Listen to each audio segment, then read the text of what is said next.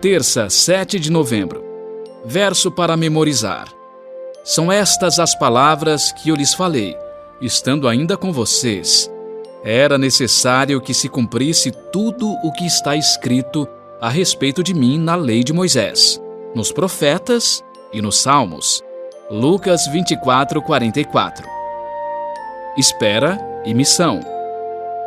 Lucas 24 termina com a ascensão de Jesus ao céu. Mas esse não é o fim da história. Lucas prosseguiu com o livro de Atos. Pouco antes de Jesus subir ao céu, ele deu aos discípulos uma missão, uma promessa e instruções imediatas para esperarem em Jerusalém pelo poder que vem do alto.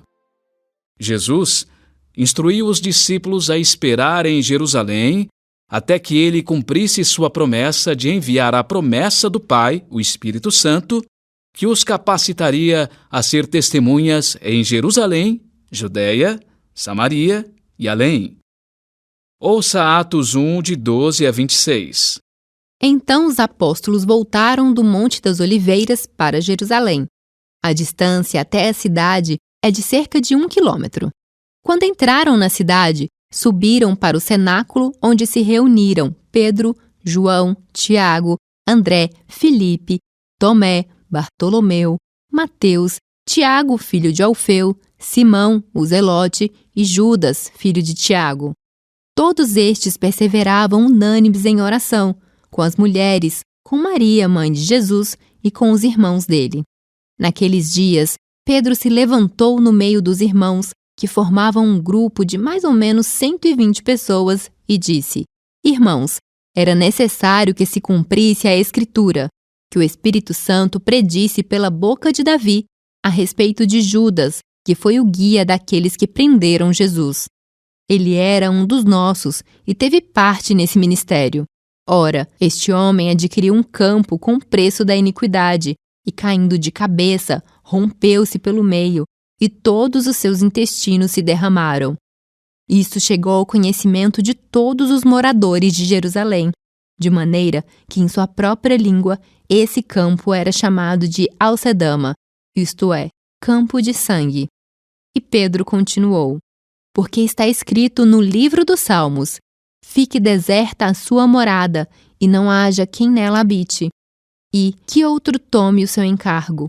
Portanto, é necessário que dos homens que nos acompanharam todo o tempo em que o Senhor Jesus andou entre nós, começando no batismo de João, até o dia em que foi tirado do nosso meio e levado às alturas, um destes se torne testemunha conosco da sua ressurreição. Então, propuseram 2, José, chamado Barsabás, e também conhecido como Justo, e Matias. E orando disseram: Tu, Senhor, que conheces o coração de todos, revela-nos qual dos 2 escolheste para preencher a vaga neste ministério e apostolado do qual Judas se desviou, indo para o seu próprio lugar. Depois fizeram um sorteio, e a sorte caiu sobre Matias, que foi acrescentado ao grupo dos 11 apóstolos. Pergunta 3.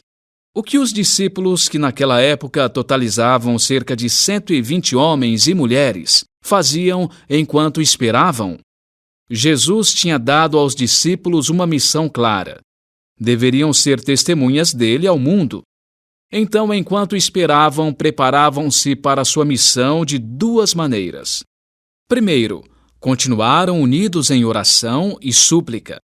Não tinham dúvidas quanto à missão que Jesus lhes dera. E todos a aceitaram. Isso os inspirou a se unir em oração. Lucas não informa o que oravam, mas é bem provável que estivessem orando por sabedoria, força e coragem para cumprir a missão. Que exemplo para nós! A segunda coisa que fizeram enquanto esperavam foi se preparar logisticamente para a missão. Judas entregara Jesus para a execução e depois tirou a própria vida. Isso havia deixado uma vaga entre os 12. Então, enquanto esperavam, os discípulos buscaram orientação divina e escolheram um substituto. Estavam se organizando e planejando o início da missão. Pedro liderou a tomada de decisões. Ninguém contestava suas ações, pois viam nelas a sabedoria de Deus. Havia entendimento e confiança de que Deus agia, trabalhava e se movia no meio deles. Esse tempo de espera não foi ocioso, mas cheio de propósito e ação orientada para a missão. Enquanto esperamos o derramamento do Espírito Santo para nos ajudar a concluir a missão, devemos encorajar uns aos outros, orando pelo Espírito. Devemos estar alinhados com a prioridade divina, a salvação dos perdidos. Como esperar no Senhor sem perder a fé e usando melhor o tempo?